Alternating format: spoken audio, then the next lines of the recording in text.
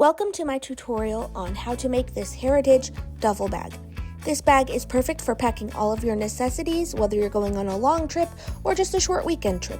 The finished bag is 20 inches wide, 11 inches tall, and 9 inches deep. Here is a list of the supplies you will need with more information in the caption below. Note that I only quilt through the exterior fabric and the stabilizer because the lining pieces are separate. The first step is to take your front exterior panel and mark 6 inches from each side. You will mark down 3.5 inches from the top, which should leave you 8.5 inches from the bottom in that center panel. We will cut this panel on the lines we drew.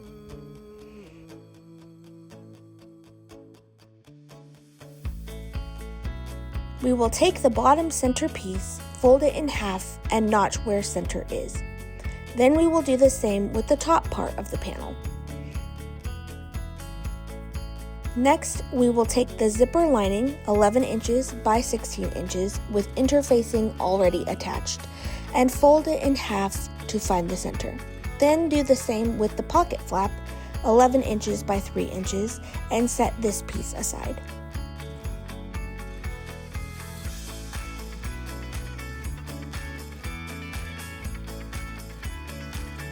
Take one of your 14-inch zippers. I'm using one I already had cut, so don't be alarmed. Place the zipper tape with teeth down and zipper pull on the left-hand side against the right side of the center bottom fabric. Clip in place and use a zipper foot to sew along the edge 1/8 inch. Take the zipper pocket lining and place right side down with the zipper tape sandwiched between, matching notches. Pin in place and use a zipper foot to sew along the edge 1/4 inch. Once that is done, flip the lining to the back and top stitch along the zipper seam that you just did. Once that is done, your back side should look like this.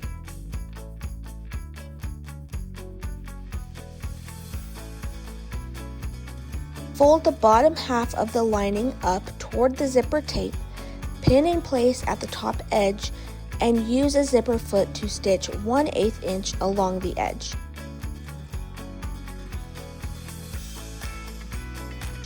Next, sew 1/4 inch of a stay stitch down the sides of the center panel. It should look like this after. Make sure to check that your zipper is functioning well and not getting caught on any of the fabric.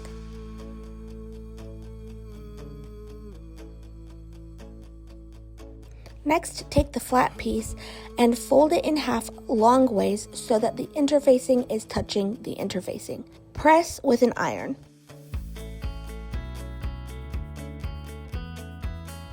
Match the center notches to the top of the zipper tape, right sides together.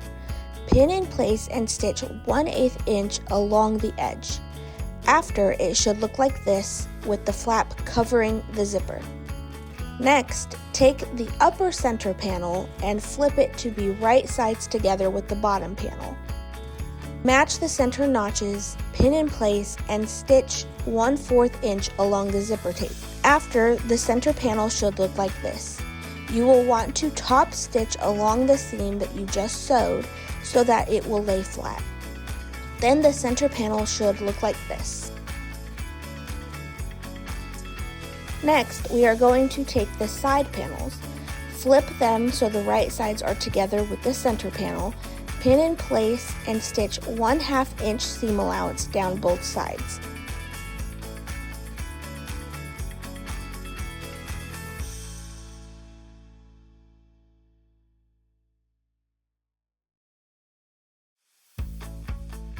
We will want to top stitch along those seams so that the front panel lays flat.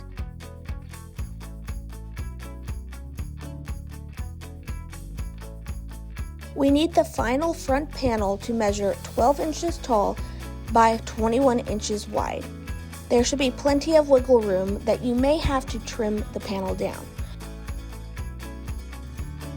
For example, I am trimming down the side panels on top to be flush with the center panel. Note, I want to keep the top center panel above the zipper flap at 3 inches, so I'm not going to trim the top of the front panel. I will take some off of the bottom of the panel to ensure that the entire front panel is 12 inches tall.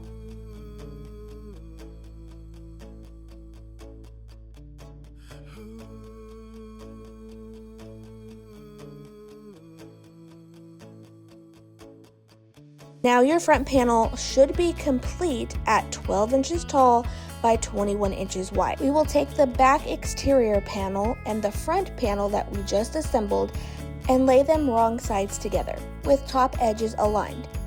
We are going to mark the distance of the back panel so that we know where the bottom panel of the bag. We will ensure that the exterior fabric is going to be in the appropriate direction. Note, you only have to do this if your fabric has a specific layout and direction.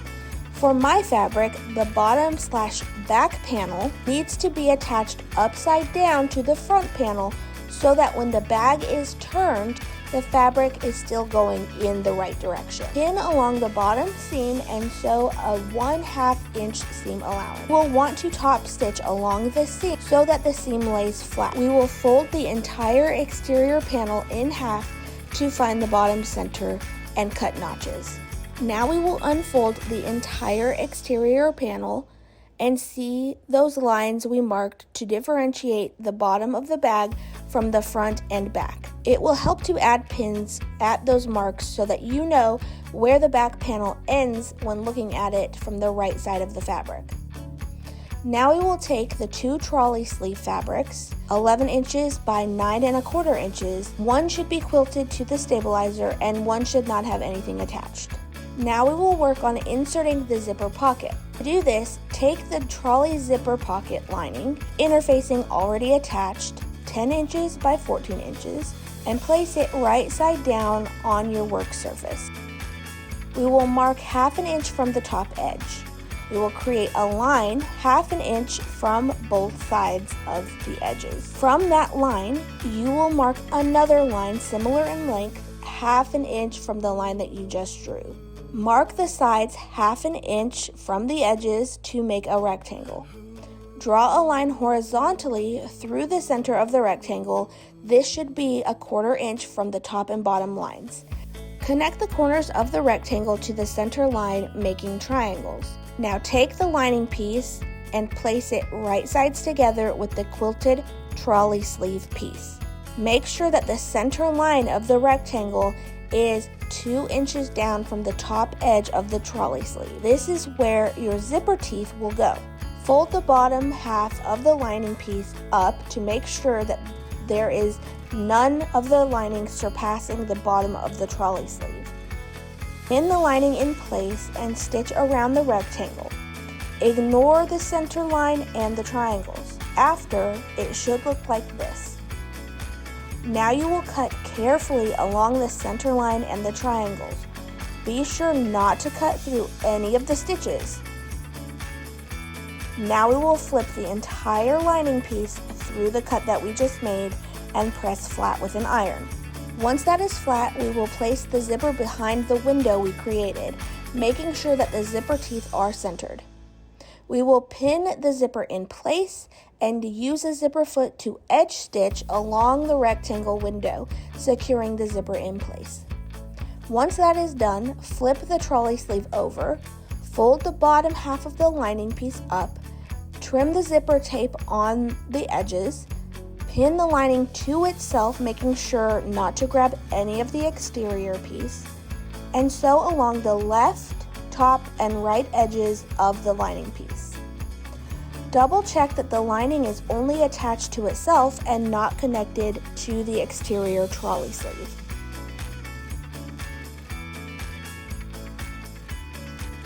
Make sure the zipper pocket is functioning to your liking, and now take the other trolley sleeve fabric piece and place it wrong sides together with the pocket lining sandwiched between. Take the trolley sleeve binding pieces and make the binding. Do this by folding in half lengthwise and then folding in half again, pressing with an iron. Now you will attach these 2 pieces along the top and bottom edges of the trolley sleeve.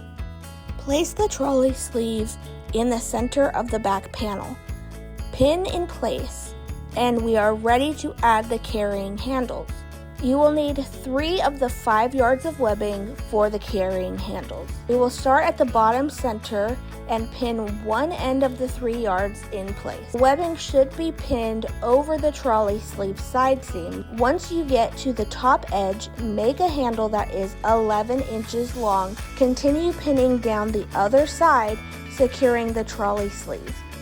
When you get to the front part of the bag, the webbing should be on the edge of the pocket zipper panel that we sewed earlier. Continue pinning the webbing in place until you reach the beginning of where you started. You will want to fold a bit of the webbing under before pinning and create a nice finished edge. Here I am marking 1 inch from the top edges of the bag to account for the seam allowance. I am putting pins here to remind myself where to stop sewing the webbing. I am doing this in 4 places on the front and on the back of the bag. To sew, you will start at the bottom center just like you did with placing the webbing.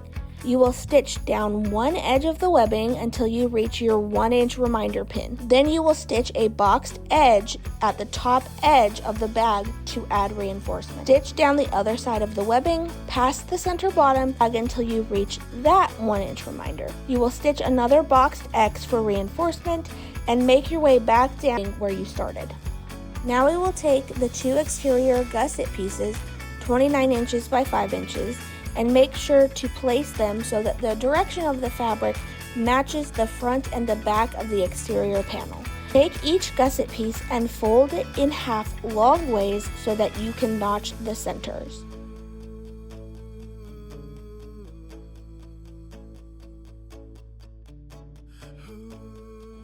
Take the 30-inch double zipper and place it teeth down on top of one of the gusset pieces.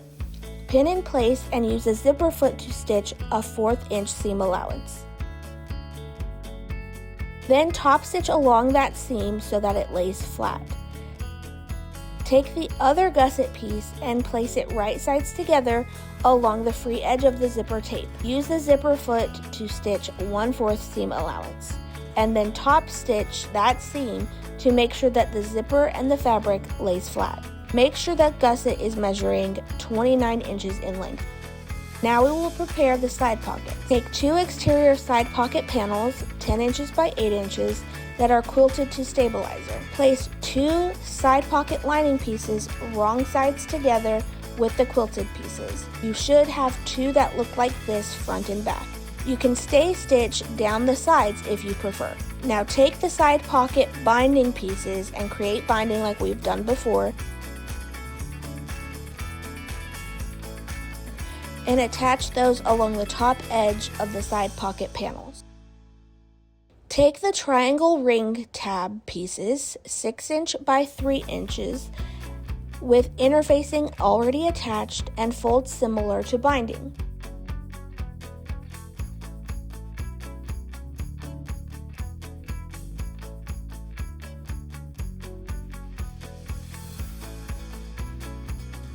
Slip each piece through the 1.5 inch triangle ring and fold in half.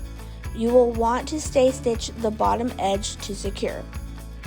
Take the gusset panel you prepared, that's 29 inches long, and 2 of the under gusset pieces, 10 inch by 8 inch, that are quilted to stabilizer. Take one of the triangle ring tabs and place it along the edge of the gusset panel. Flip the under gusset piece so that it is right sides together with the gusset and the triangle tab is sandwiched between. Pin in place and stitch 1/2 inch seam allowance. Repeat on the other side of the gusset.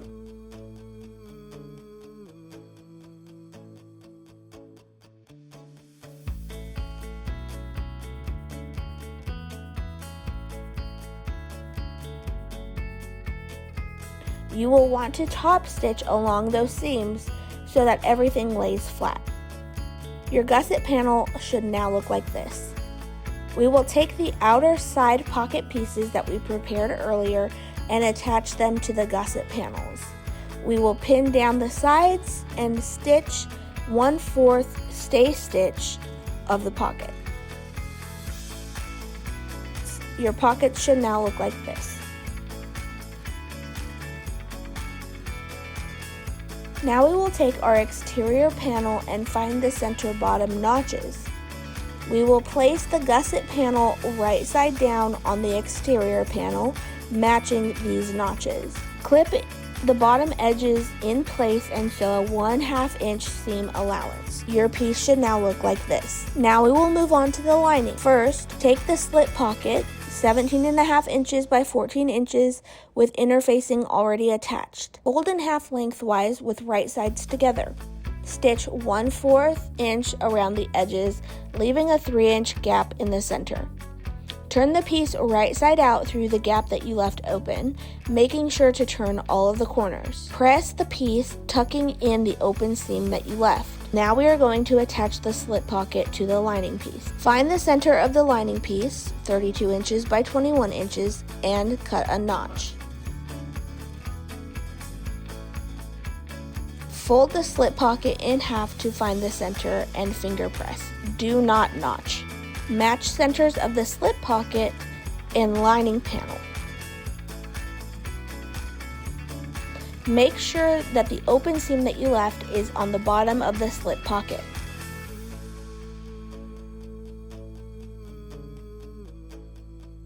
Mark how wide you want your pockets to be and how many. I did a 7 inch, a 5 inch, and about a 4.5 inch, but you can do whatever you want. Next, we will sew along the edge of the left bottom and right edges of the slip pocket. Then we will stitch down the lines that we drew to separate the pockets. Note that you will want to stitch small triangles at the top of each line to reinforce the pockets. Now we will add the interior pocket to the other side of the lining. Mark the bottom fold.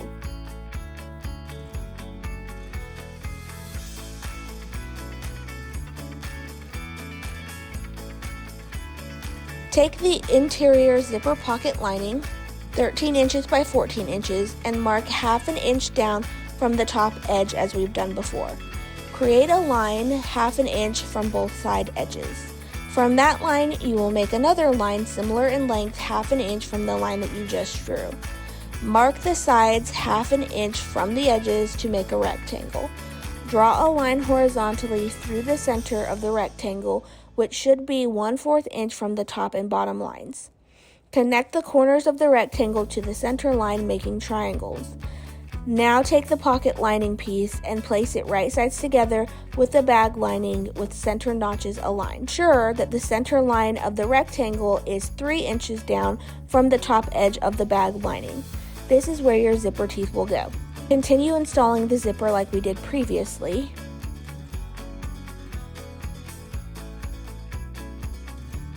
Trim the zipper tape on the edges, pin the lining to itself, making sure not to grab the bag lining piece.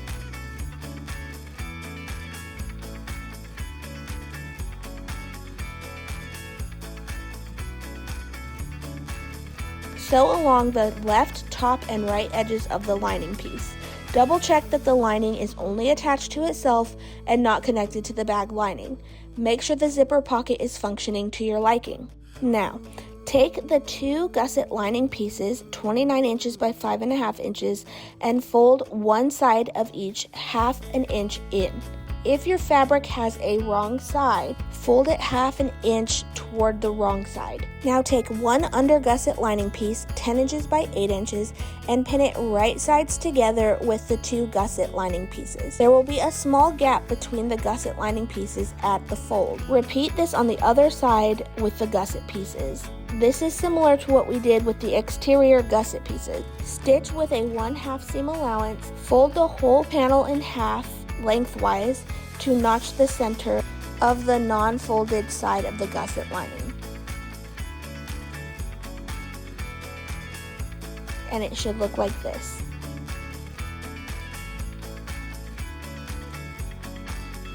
The interior lining you prepared with the pockets and lay it right side up on your surface. Place the gusset lining panel right side down on the bag and match the notches at what will be the bottom center of the bag. Pin in place and do the same on the other side. It should look like this.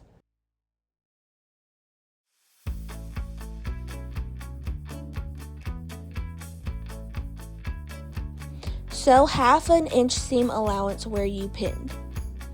Then it will look like this.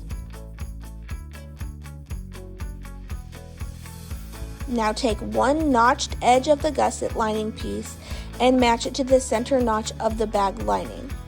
Pin all the way around the top and side edges.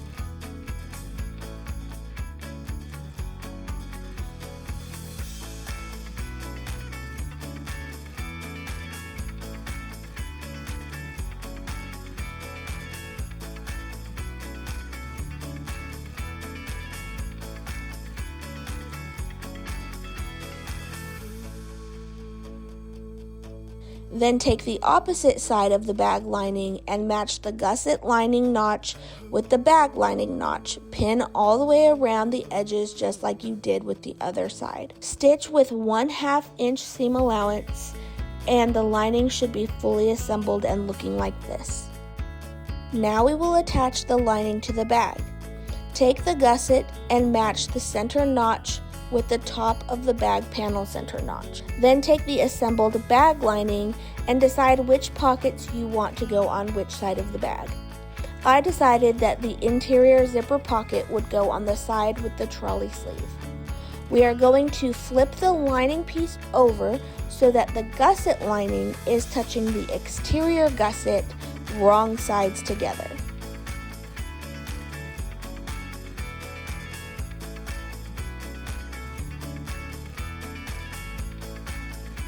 Match all center notches. Be sure to tuck in the carrying handles so that they don't get caught in the seam. Pin along the top edge. Ensure that the gusset lining and the gusset exterior will be assembled correctly. Unzip the 30-inch double zipper because this is how you will turn your bag inside out. Stitch along where you pinned with a 1/2 inch seam allowance. Now we will pin the sides of the exterior panel, avoiding the lining, and sew a 1/2 inch seam allowance.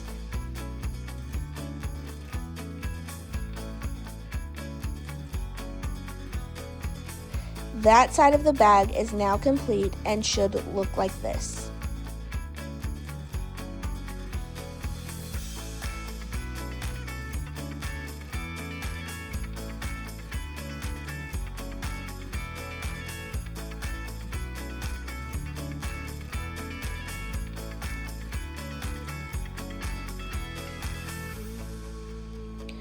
Now to sew the other side. Take the gusset and match the center notch with the top of the bag panel center notch. Then take the free gusset lining and place it together with the gusset exterior so wrong sides are together.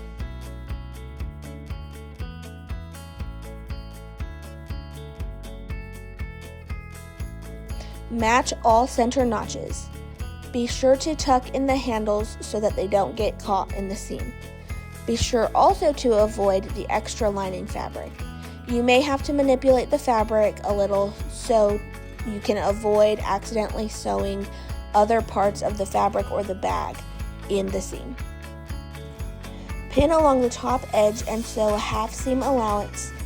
And now we will pin the sides of the exterior panel, avoiding the lining, and sew a 1/2 inch seam allowance.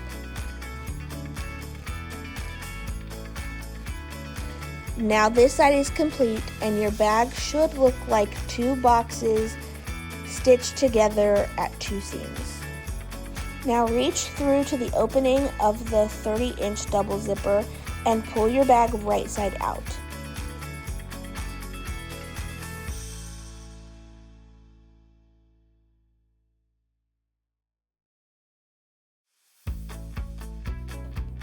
Check the inside lining and make sure that it looks good before flipping the entire bag inside out.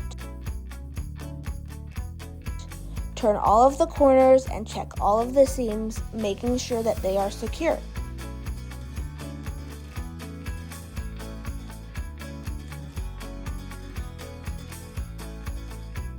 Your inside out bag should look like this.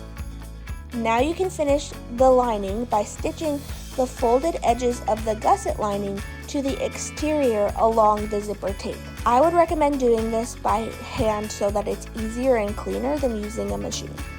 Once that is done, your finished bag should look like this inside out. You can now flip the bag right side out and your bag is completely finished. Give it a thorough check over, making sure everything looks good, and use a hot iron with steam to give it a final press.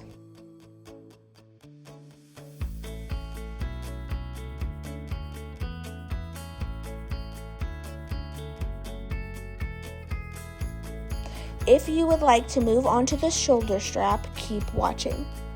Take the quilted shoulder pad A pieces and one shoulder pad B piece quilted with stabilizer and the other shoulder pad B piece that is free of anything.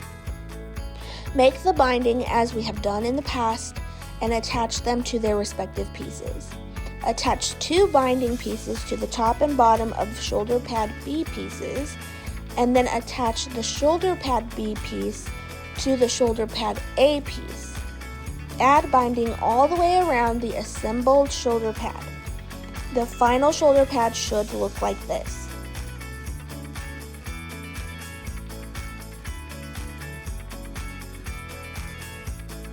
Now assemble the shoulder strap with the remaining 2 yards of webbing, the slider, and the 2 swivel hooks.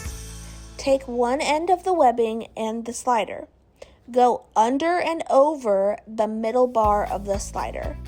Leave about 2.5 inches of a tail. Fold the tail under a little and pin in place to give it a clean finish.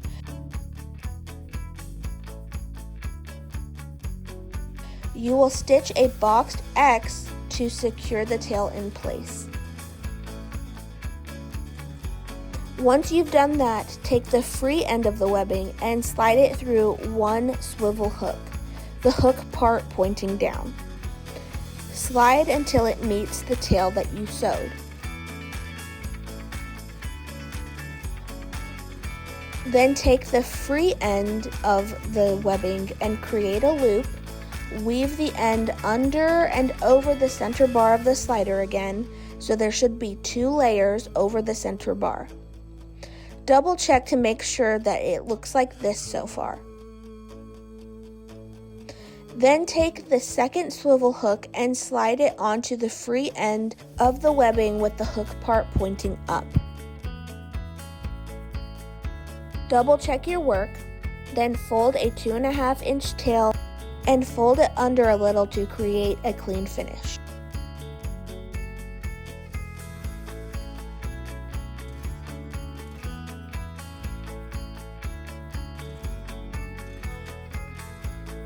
Pin in place and you will sew another boxed X.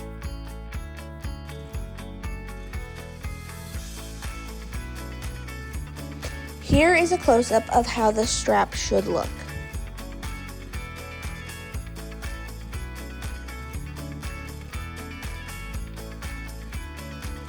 Once you've sewn the tail secure, you can adjust the strap to any length. The strap should look like this. All you have to do now is run one end of the strap through the shoulder pad.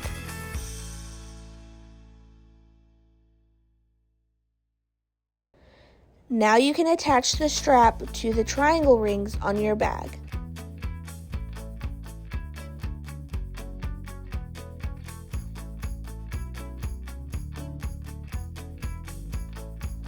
Congratulations! You are now done making your Heritage Duffle Bag.